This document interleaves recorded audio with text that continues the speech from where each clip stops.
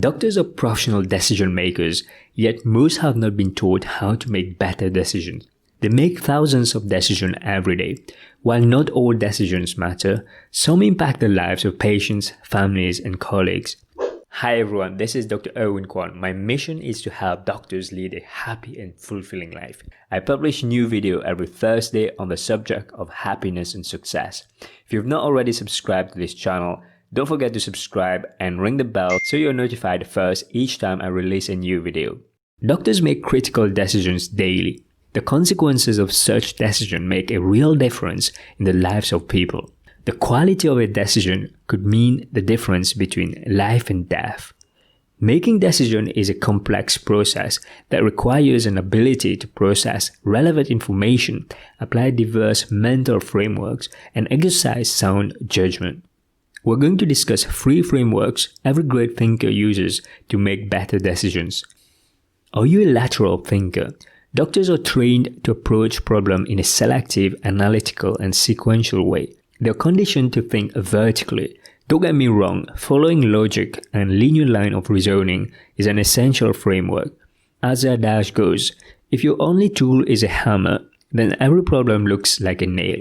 Applying vertical thinking to every problem is like pounding everything with a hammer.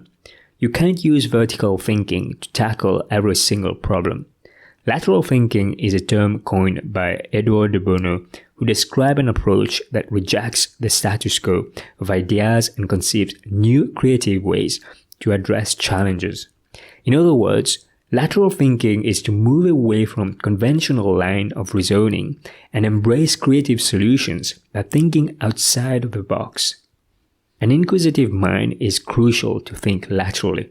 Innovations in medicine often stem from lateral thinking. Prior to the 1982 discovery of the bacterium Helicobacter pylori, the prevailing scientific knowledge considered stress and lifestyle problems as the main causes of peptic ulcer disease and gastritis. Dr. Marshall and Dr. Warren challenged the medical doctrine and rejected the status quo.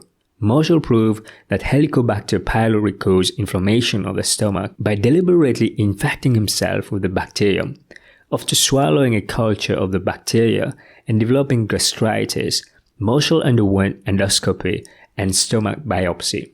The presence of Helicobacter pylori in the tissue samples proved the causative effect of the bacterium. The discovery of the bacterium Helicobacter pylori and its role in gastritis and peptic ulcer disease radically changed our understanding and overturned previous dogma. The recognition of peptic ulcer disease as an infectious disorder has opened the way to a simple cure by eradicating the bacterium.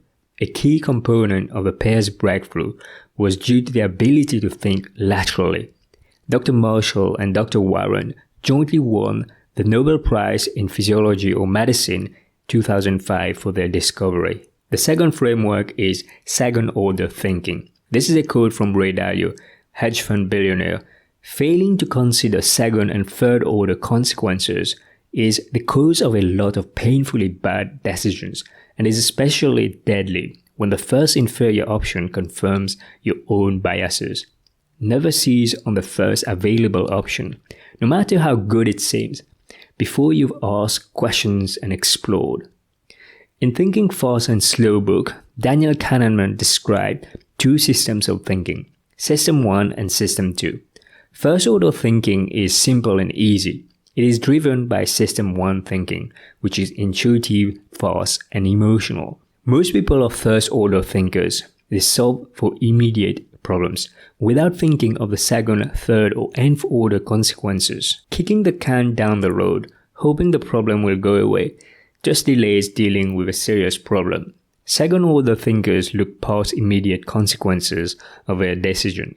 They consider the long-term consequences of a decision, analyze the impacts of an intervention at a micro and a macro level. Second-order thinkers see things that others can't see. They see upstream, they see downstream, and avoid potentially negative consequences by anticipating and planning their next moves. Second-order thinking involves System 2 thinking, which is more deliberative and more logical. It takes a lot of effort to become a second-order thinker. Many people don't engage System 2 and rely only on System 1. Here's an example of first-order thinking. After a long shift at work, let's eat a chocolate bar and watch Netflix. I've earned it. The consequence of this first-level thinking is you satisfy your craving at the expense of sabotaging your health by choosing a sedentary lifestyle.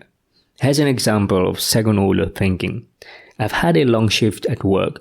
Let's go for a run and get some fresh air. The consequence of second-order thinking is you understand the benefits of movement to your body and develop a healthy post-work habit. This choice may seem difficult in the beginning, but your effort pays off in the long term.